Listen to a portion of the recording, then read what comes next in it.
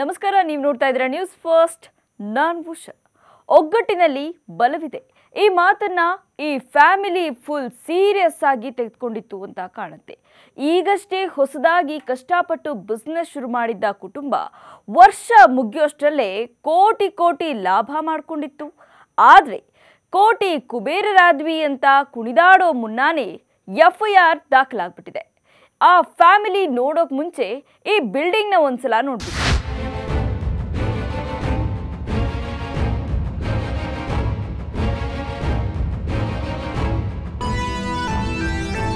ಇದು ಹೆಬ್ಬಾಳ ಬಳಿ ಚೋಳೂರು ನಗರದಲ್ಲಿರೋ ಮನೆ.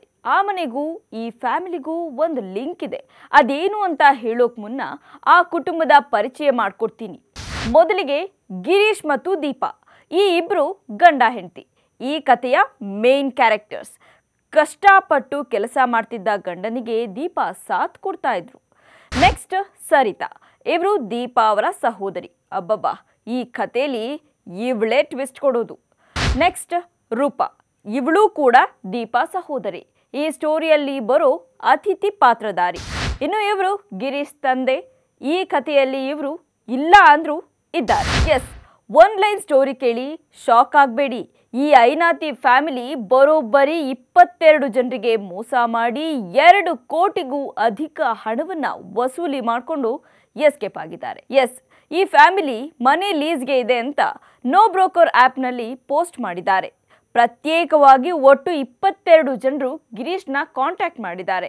ಈ ವೇಳೆ ಎಲ್ರಿಗೂ ಮನೆ ಲೀಸ್ಗೆ ಕೊಡ್ತೀವಿ ಅಂತ ಹೇಳಿ ಹಣ ವಸೂಲಿ ಮಾಡಿದ್ದಾನೆ ಈ ಗಿರೀಶ್. ಒಬ್ಬೊಬ್ಬರಿಂದ ಬರೋಬ್ಬರಿ 8 ರಿಂದ 13 ಲಕ್ಷದಂತೆ ಸುಮಾರು 2 ಕೋಟಿಗೂ ಅಧಿಕ ಹಣ ಮೋಸ ಮಾಡಿದ್ದಾನೆ. ಆದ್ರೆ ಮನೆ ಕೊಡಿ ಅಂದ್ರೆ ಒಂದೊಂದು ಕತೆ ಹೇಳ್ಕೊಂಡು ಬರ್ತಿದ್ದ. ಮನೆ ರಿನೋವೇಷನ್ ಆಗ್ತಾ ಇದೆ, ಬಾಡಿಗೆದಾರರು ಸಮಸ್ಯೆ ಮಾಡ್ತಿದ್ದಾರೆ ಅಂತ ಕತೆ ಹೇಳ್ಕೊಂಡೇ ಬರ್ತಾ ಇದ್ದ. ಇನ್ನು ಕಾದು ಕಾದು ಸುಸ್ತಾಗಿದ್ದ ಜನ ನಮ್ಮ ಹಣ ನಮಗೆ ವಾಪಸ್ ಕೊಡ್ರಿ ಅಂತ ಕೇಳಿದಾಗ ದೀಪಾ, ಸರಿತಾ, ರೂಪಾ ಹೆಸರಲ್ಲಿ ಗಿರೀಶ್ ಚೆಕ್ ನೀಡಿ ವಂಚಿಸಿದ್ದಾನೆ ಎನ್ನಲಾಗ್ತಿದೆ. ಅದೂ ಅಲ್ಲದೆ ಬದುಕಿರೋ ತಂದೆ ಸತ್ತಿದ್ದಾನೆ ಅಂತ ಕಣ್ಣೀರಿಟ್ಟು ಡ್ರಾಮಾ ಮಾಡಿದ್ನಂತೆ. ಈ ಗಿರೀಶ್ ಮಾಡ್ತಿದ್ದ ಕೆಲಸಕ್ಕೆ ಇಡೀ ಫ್ಯಾಮಿಲಿ ಸಪೋರ್ಟ್ ಮಾಡಿದೆ. ಹಣ ನೀಡೋದಾಗಿ ಸರಿತಾ ಲೆಟರ್ ಬರೆದು ಕೊಟ್ಟಿದ್ದಾಳೆ. ಸದ್ಯ ಹಣ ಕೊಟ್ಟ ಜನರು ಹೆಬ್ಬಾಳ ಪೊಲೀಸ್ ಸ್ಟೇಷನ್ನಲ್ಲಿ FIR ಮಾಡಿಸಿದ್ದಾರೆ. ಏನೇ ಹೇಳಿ, ಲಕ್ಷ ಲಕ್ಷ ಕಳ್ಕೊಂಡಿರೋ ಸಂತ್ರಸ್ತರು ಈಗ ಹಣಕ್ಕಾಗಿ ಠಾಣೆ ಮೆಟ್ಟಿಲೇರುವಂತಾಗಿದೆ.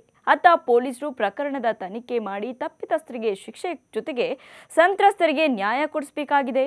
ಆನ್ಲೈನ್ ಪ್ಲಾಟ್ಫಾರ್ಮ್ಗಳಲ್ಲಿ ಮನೆ ಹುಡುಕೋದು ಓಕೆ, ಆದರೆ ಅವರನ್ನ ಭೇಟಿ ಮಾಡಿ ವ್ಯವಹಾರ ಮಾಡುವಾಗ 100 ಸಲ ಅಲ್ಲ 1000 ಸಲ ಯೋಚನೆ ಮಾಡಿ. ಕ್ಷಣ ಕ್ಷಣದ ಮಾಹಿತಿಗಾಗಿ ನೋಡ್ತಾ ಇರಿ ನ್ಯೂಸ್ ಫಸ್ಟ್. ನಿರ್ಭೀತಿಯಿಂದ ನಿಮ್ಮ ಪರವಾಗಿ.